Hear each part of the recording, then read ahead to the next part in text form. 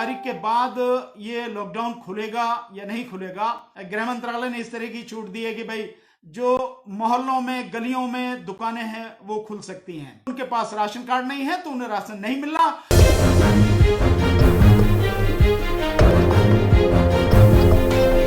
Corona की वजह से पूरी दुनिया में लॉकडाउन है, हमारे देश में भी लॉकडाउन 3 मई तक लगातार बढ़ गया है। और कह नहीं सकते क्योंकि अभी भी जो जिस तरीके चल रही है, लॉकडाउन के बाद भी लगातार कोरोना के केस बढ़ते चले जा रहे हैं। लगातार उनमें कहीं कोई कमी नहीं आ रही है। ऐसा नहीं है कि किसी भी दिन कम हो रहे हो, अब हर दिन वो केस बढ़ते चले जा रहे हैं। कह नहीं सकते कि 3 तारीख के बाद ये लॉकडाउन खुलेगा या नहीं खुलेगा।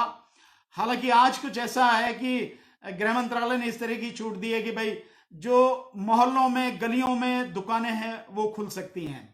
मेन जो दुकानें हैं, मेन रोड की जो दुकानें, मेन बाजार की दुकानें वो नहीं खुलेंगी, वो सब बंद रहेंगी। नहीं कह सकते क्या है, लेकिन इस सब ने हमें बहुत ये कुछ सिखाया है कि आज भी इतने सारे दावे करने के बाद भी, जसवंत जी भी जुड़ गए हमारे साथ, जितने सारे दावे करने के बाद भी सरकार लगातार दावे कर रही है, पर हकीकत यह है कि गरीब आज भूख से मर रहा है। राशन कहने की बात कही जा रही है, गोदामों में राशन भरा पड़ा है, एफसीआई के गोदामों में भरा पड़ा है, लेकिन वो जनता तक जिस संख्या में पहुंचना चाहिए नहीं पहुंच रहा है। जितने लोगों के पास राशन कार्ड है उन तक को भी नहीं मिल रहा। जिनके पास राशन कार्ड नहीं है उनकी तो स्थिति आप समझ ही सकते हैं।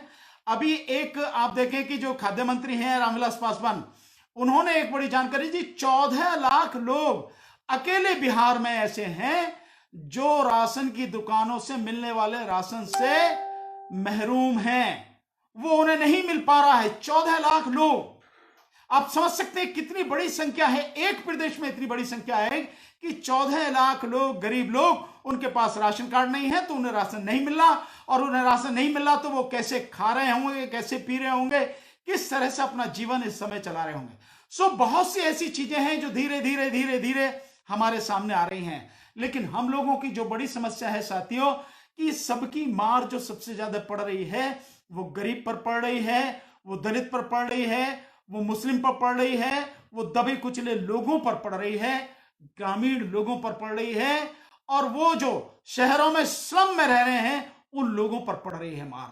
वही सबसे ज्यादा इस मार से पीड़ित है, सबसे ज्यादा इस मार से दुखी जो है वो वही लोग हैं, और हम लोग उनके लिए हमें काम करना है साथियों।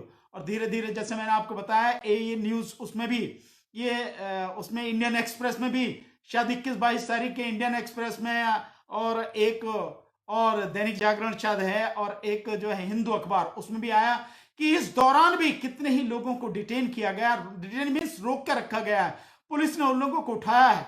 हजारों की संख्या में लोगों को आपने बंद करके रखा है। एक तरफ तो सरकार कह रही है कि कोरोना में घर से बाहर नहीं निकलना, और दूसरी तरफ सरकार बेगुनाह लोगों को दिल्ली दंगों के चक्कर में बंद कर रही है। चैनल को सब्सक्राइब नहीं किया है तो प्लीज सब्सक्राइब कीजिए, और ताज़ा अपडेट पाने के लिए बेल आइकन को दबाना ना भूलें।